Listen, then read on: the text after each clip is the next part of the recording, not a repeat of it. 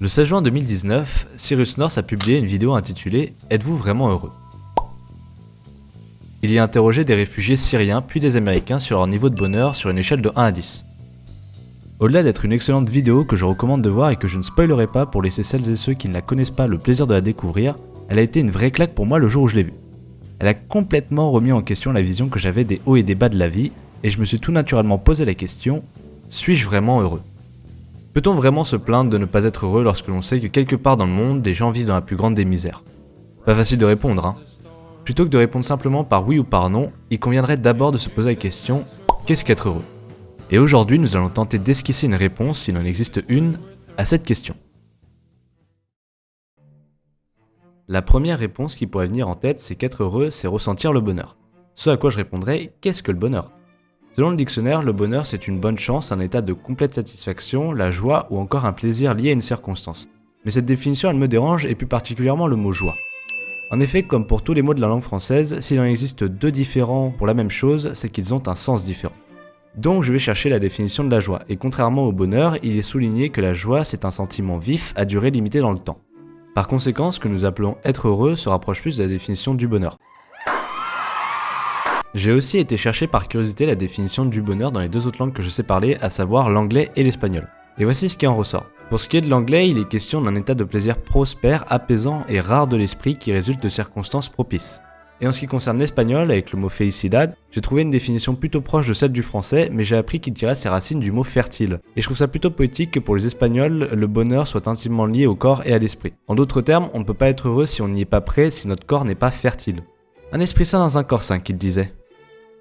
Pour résumer tout ça, le bonheur sera apparemment un état de plaisir durable dans le temps, apaisant aussi bien pour le corps que pour l'esprit, et qui serait le résultat de plusieurs circonstances favorables.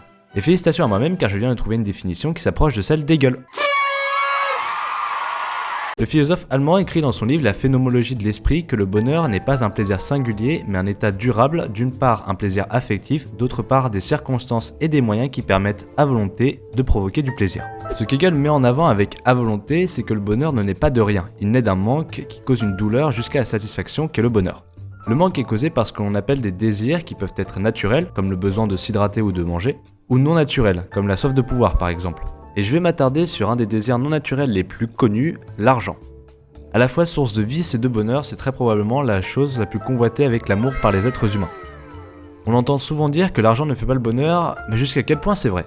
Pour en avoir discuté avec plusieurs de mes amis, la grande majorité ne partage pas cet avis. Pour eux, être riche c'est une source de bonheur et ils y voient une finalité. Je terminerai donc avec quelques citations. La première nous vient de Schopenhauer, Arthur de son prénom, un autre philosophe allemand du 19e siècle, qui a écrit « La vie oscille, comme un pendule, de droite à gauche, de la souffrance à l'ennui ». Ce qu'il faut comprendre par là, c'est que pour Schopenhauer, le bonheur c'est comme le pendule d'une horloge. La sensation de manque reviendra sans cesse car une fois notre plaisir atteint, on s'en lasse et on se met à désirer autre chose. Et c'est là le paradoxe avec l'argent, on en désire toujours plus pour être heureux, mais est-ce que ça marche? Admettons que vous deveniez là maintenant la personne la plus riche sur Terre. Tout d'abord mes félicitations, c'était plutôt facile. Mais maintenant, que feriez-vous avec tout cet argent? Acheter une villa, une voiture de luxe, explorer le monde, prendre le contrôle du monde? Tout ça vous pouvez le faire. Mais qu'est-ce que vous feriez après? Vous réaliserez tous vos désirs et à chaque étape franchie, vous reviendrez à l'étape de bonheur initiale. Après tout, à quoi bon s'attacher aux choses lorsqu'elles sont déjà acquises? C'est ce que l'on appelle l'adaptation hédonique. Et dans ce cas-là, plus vous gagnez d'argent, plus vos attentes grimperont, mais votre bonheur lui stagnera et vous finirez même par vous lasser de tout. Autrement dit, vous mettez vos doigts dans l'engrenage, vous ne laissez plus le pendule de l'horloge se balancer correctement, c'est ce que l'on appelle le bonheur, et il finira par se bloquer sur l'ennui, n'ayant plus rien à désirer. L'argent est nécessaire pour vivre, il contribue au bonheur, mais n'est pas une finalité en soi pour être heureux. Je pourrais parler d'autres courants philosophiques concernant le bonheur, il en existe des tas d'autres, comme le stoïcisme ou l'épicurisme, mais par manque de temps, je terminerai avec ça. Il y a pour tout un moment fixé, et chaque entreprise a son temps marqué sous les cieux. C'est une maxime qui vient de l'Ecclésiaste et qui a donné son origine à l'expression « tout vient à point à qui sait attendre ». Alors à ceux qui cherchent la route du bonheur, si vous suivez cette maxime, soyez fermes dans vos résolutions. Et ne laissez pas l'impatience ou l'avidité corrompre vos actes, soyez maître de vos décisions et faites les bons choix, car il n'appartient qu'à vous d'être heureux.